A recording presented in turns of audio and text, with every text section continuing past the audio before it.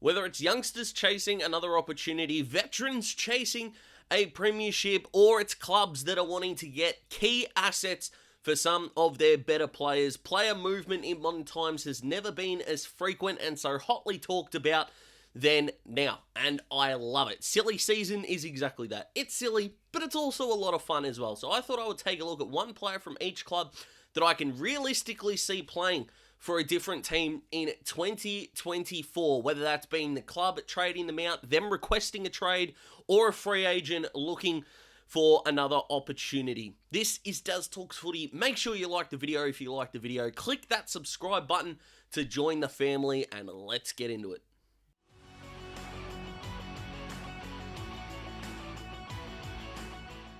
For Adelaide, I'm going Sam Berry. Yes, he's had problems with form and his body throughout this season, understand that, but the man who tackles is the guy that I think should come in for Rory Laird when he misses a game like this, and he didn't, and I understand why. That's no stress, but I think another club would be looking at someone who needs that extractor and that big pressure player.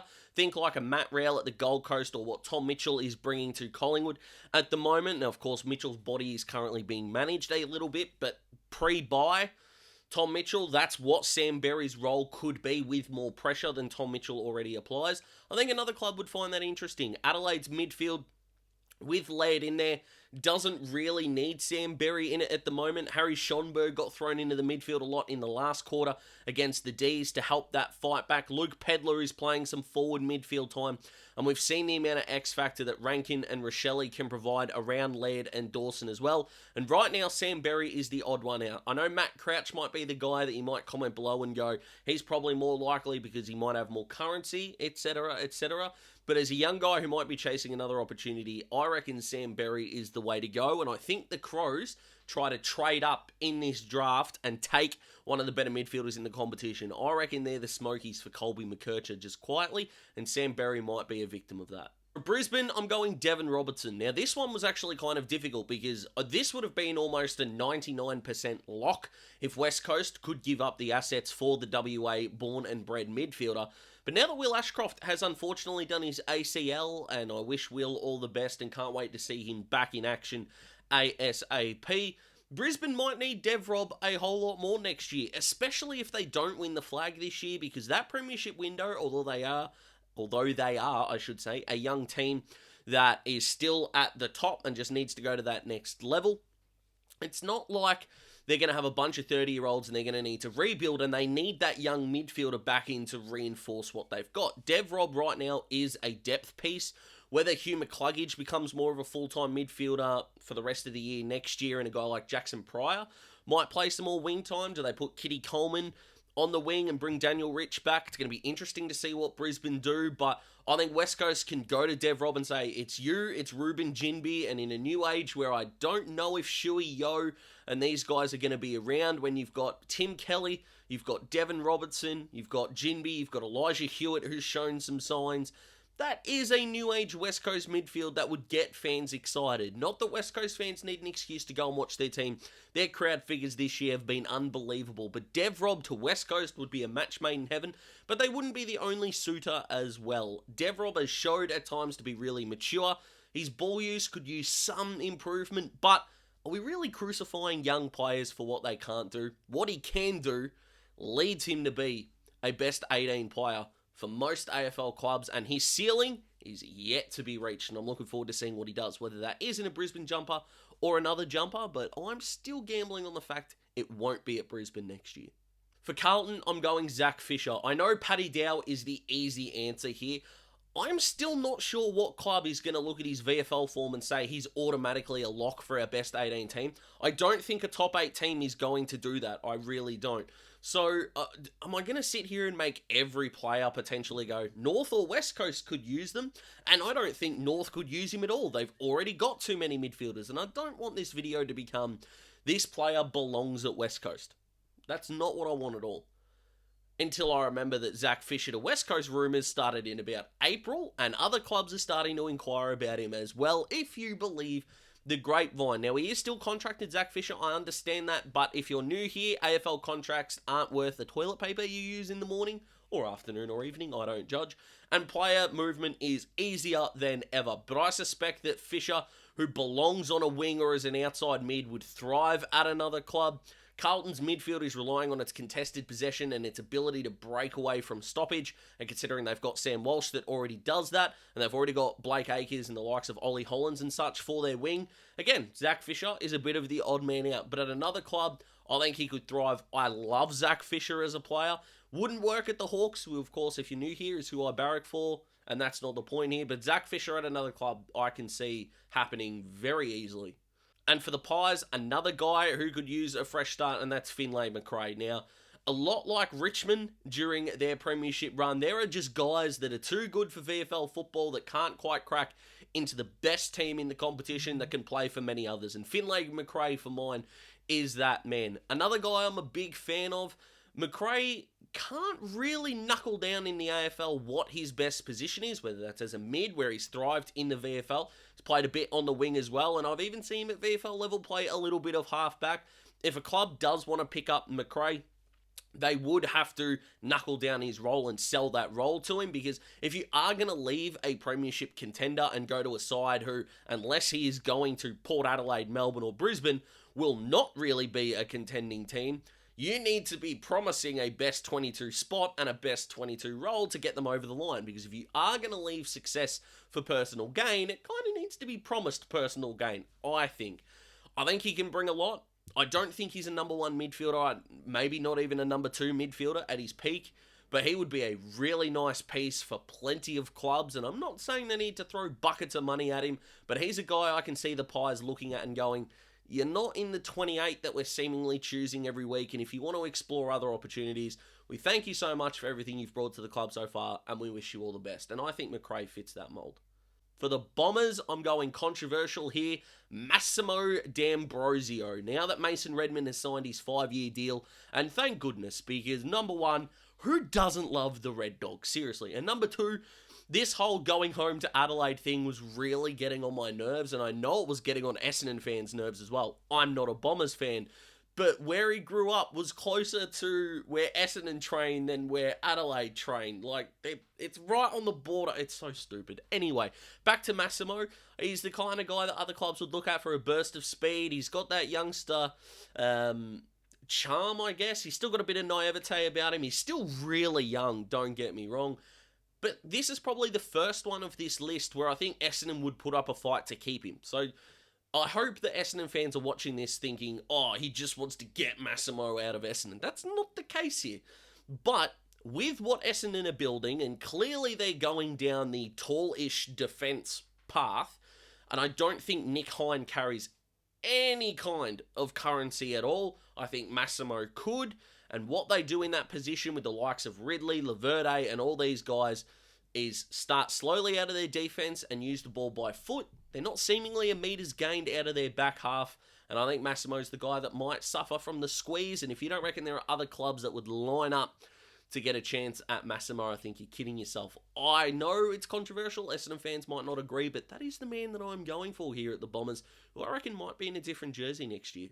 For the Dockers, Liam Henry, yeah, sometimes you just got to go with the rumours, and considering Freo finally realised where his best spot is, and luckily for Liam, he's also figured it out as well, another club I think is going to offer him a bigger and better deal than Freo would. Now, Freo saw him when he was a struggling small forward, where he struggled in the midfield, struggling on a half-forward flank, and are now seeing him blossom as a wing. They would want that to continue, but another club usually only see these players when they're in top form. I know that sounds like list managers are really lazy, but look at some of the deals that have happened in previous years and tell me that they're figuring out that it takes these players too long. I mean, come on. You want to envision getting a player from another club and being the best. If you're going after a Liam Henry or whoever, then there are some other guys on this list that fit that mold. You're not looking at it like, oh, we're going to go get a struggling small forward, or we're going to go and struggle to get a guy who can't have impact in the centre bounce. Other clubs would look at Liam Henry and go, he can be our wingman.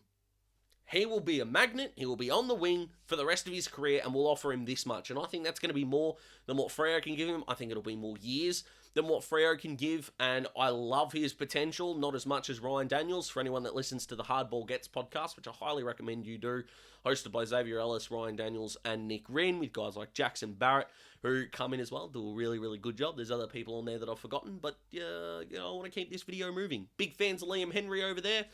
Ryan Daniels helped me buy into the Liam Henry hype, but his last month, 6 weeks have been awesome, and I think another club's going to pry him out of Freo, so there you go, and a reason for the soft purple lighting, so but you're welcome, Freo fans. But Liam Henry, I think, will be in another jumper next year. Whether he thrives or not will remain to be seen. Geelong, Asava Radagalia. More trade rumours here, but I think he's just gone. It's just as simple as that. I think Geelong might actually draft a centre-half back. Ollie Murphy to Geelong is making more and more sense by the day for me when it comes to the draft stuff, but that's not what this video is about.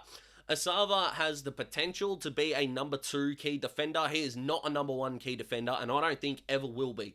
So let's stop that rhetoric right there, whether it is Port Adelaide, whether it is Hawthorn, whether it is Essendon, whoever it is that is going after Asava, thinking he is your number 1 key defender is only going to get you in trouble. Simply in trouble. Now, luckily for Port Adelaide, they have Aliir. Hawthorn, they're developing James Blank. Essendon, they've got their guys that are working their absolute tails off to get their number 1 key defender sorted.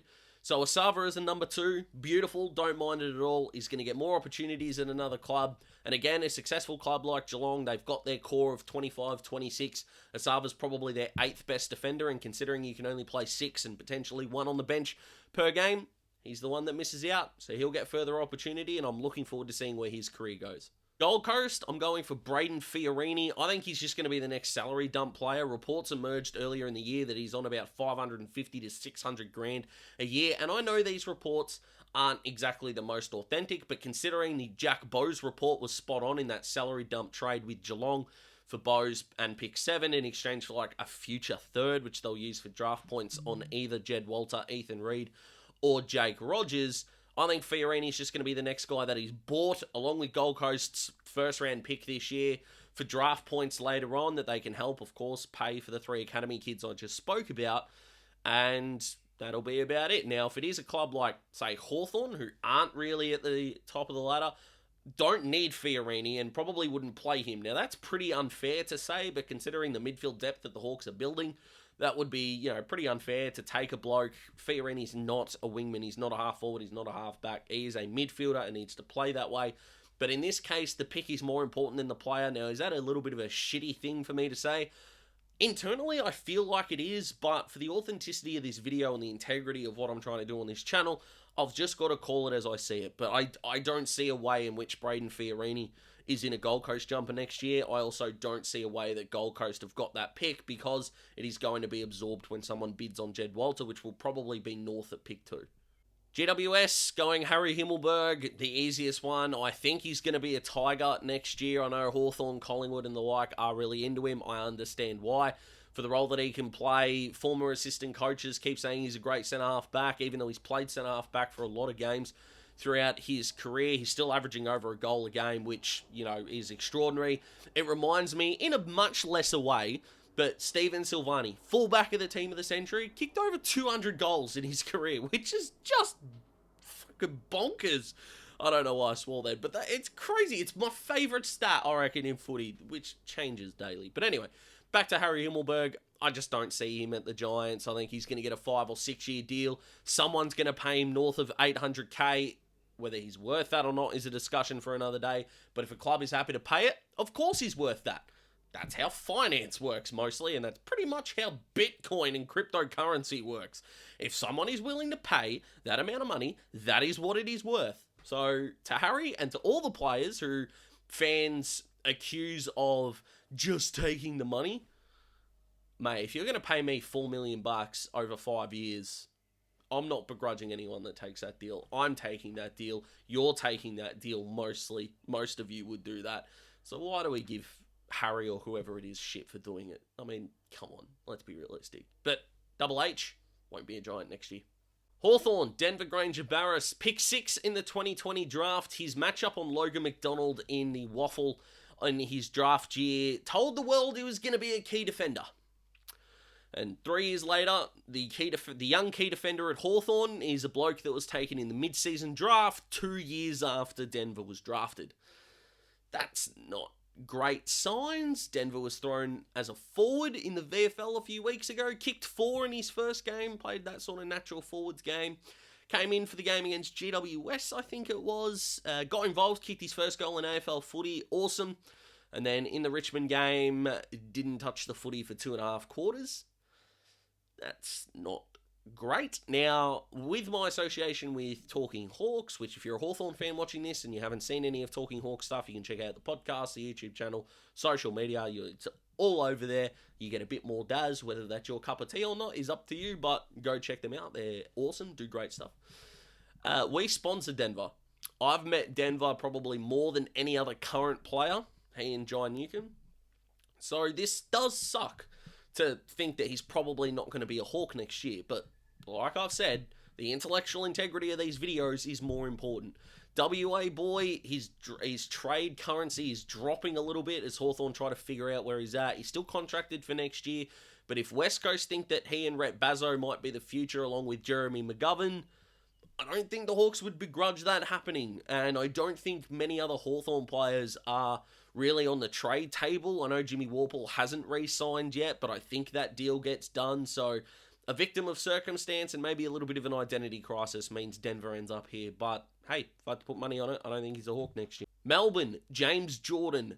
Another controversial one here, I feel, but I just reckon a South Australian club of which Jimmy Jordan resided from as a youngster would just look at him and go, yeah, we can have you. Now, earlier on in the year, I thought Adelaide was just the perfect fit for him, but the more and more I think about it, I think Port Adelaide works better for Jimmy. He doesn't need to go into the centre bounces. He can be an outside player. Now, would he be in their best 22 right now is a completely different question, but it's not just those two clubs that would be after him. He is kind of that 20th to 25th player that Melbourne would select. Closer to 20th, of course, because he does play a significant amount of games. But he's also a guy at Melbourne that they might feel like they can replace a little bit with Ed Langdon and Lockie Hunter on the wings.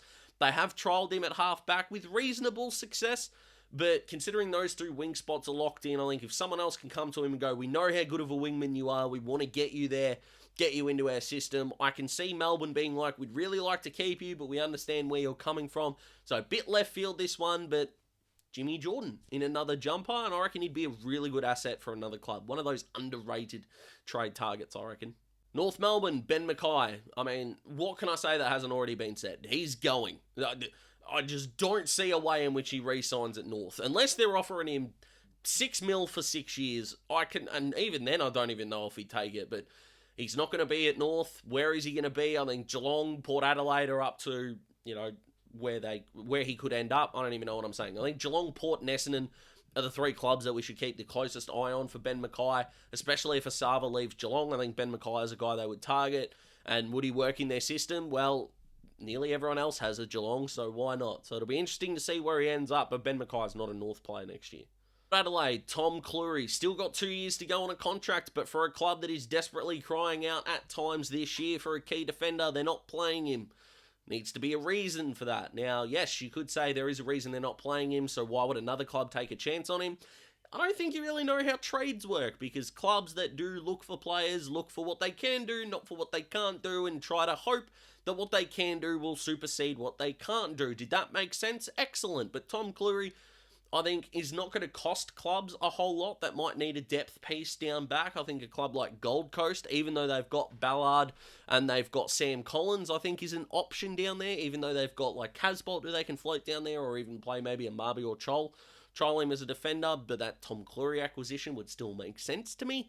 But he's not at Port next year. They're just simply not playing him, and he'll want other opportunities, I feel. So, there you go. Richmond, Noah Cumberland. I know he's not the most gifted defensive forward of all time. I understand that, but this kid's got too much raw talent to let him just suffer in the VFL, I think. Now, Richmond's forward stocks outside of the talls are actually in pretty good shape right now. Judson Clark's coming on beautifully. Matty Coulthard, who I know they put on a wing, but can play as a pressure forward as well. And we know about the rest of them, Morris Rioli and the like. But Noah starts games like a house on fire. Reminds me of Jaden Stevenson, especially when he was at Collingwood. Remember how Jaden Stevenson would have the greatest first quarters of all time and then fade out of games? Noah Cumberland's going through that a little bit, but I think if you can nullify his role and maybe get a little bit more fitness, it's not something I judge players for. Like, come on, look at me. Why would I judge players for that? But another club would look at what he can do, hopefully expand on that. And I would love the Hawks to take him on. I love Noah Cumberland a lot.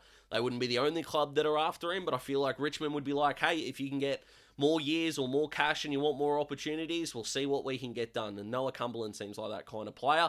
And I don't know if he's going to be at Punt Road next year. Maybe a new coach will have faith in him. That's kind of what I'm looking at here in terms of risk with this pick. But if Andrew McQualter does get the job and he's not playing him now, I think Richmond would let him go. St Kilda, Jade Gresham. Dear Hawthorn fans, stop telling me we should go get Jade Gresham. Cool? Cool. Now, at his ceiling, Jade Gresham for mine could have been a guy that could play all-Australian style half forward. Now, because of his body and some form, that's not going to be the case. I know Carlton do need more forward threats. I do like the X-Factor fit at Carlton significantly better than some other clubs, especially. I don't think Jay Gresham thrives in a side that is not pushing for finals. He is the kind of guy that would be like, yep, we've got a squad ready and we're adding Jade Gresham to it. So actually, the more I talk about this, the Carlton move makes more sense. But like I say, a club like Hawthorn, Gold Coast, whoever it might be looking for that half-forward type of player, Jade Gresham is not the answer, but he's not going to be at the Saints next year. I think he's going to be at the Blues, but if not, some other clubs might come looking for him as well.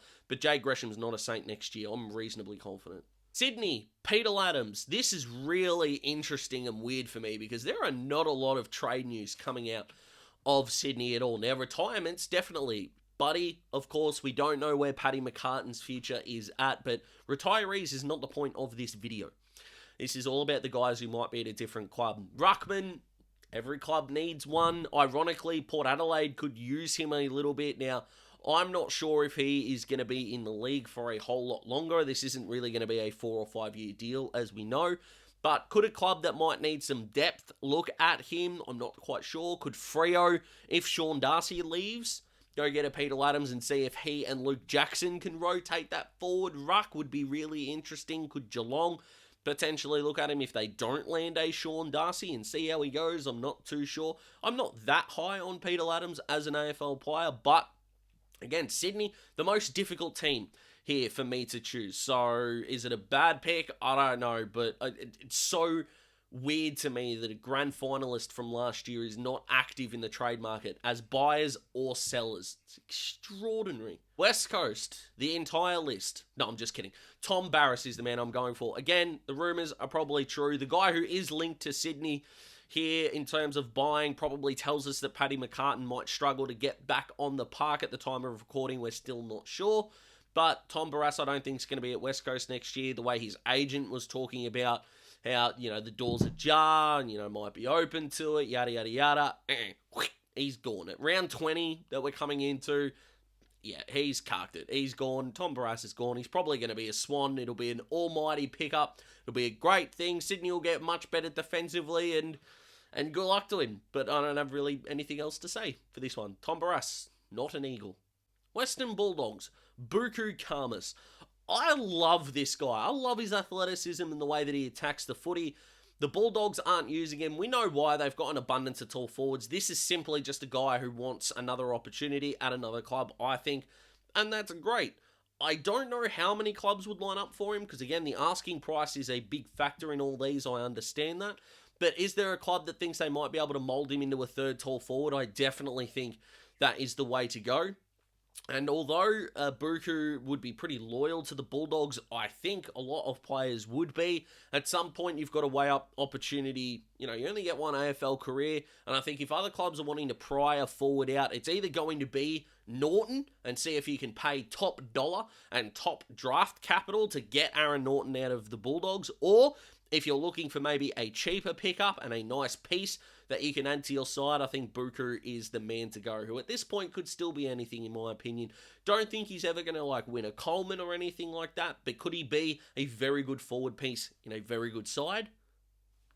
Yes, I think he can be. So that's it, guys. One player, every club won't be in their jumper next year. What do you think? Comment below, let me know. Subscribe to join the Daz Talks Footy family. Make sure you click that like button so more people can see it. It can show up on more people's homepages and more people can get involved. I will see you next time. Enjoy the weekend, guys. There'll be plenty of stuff coming on the community page throughout the weekend. So make sure you subscribe to keep up to date with the latest polls, news, and all that good stuff. Take it easy. See you next time.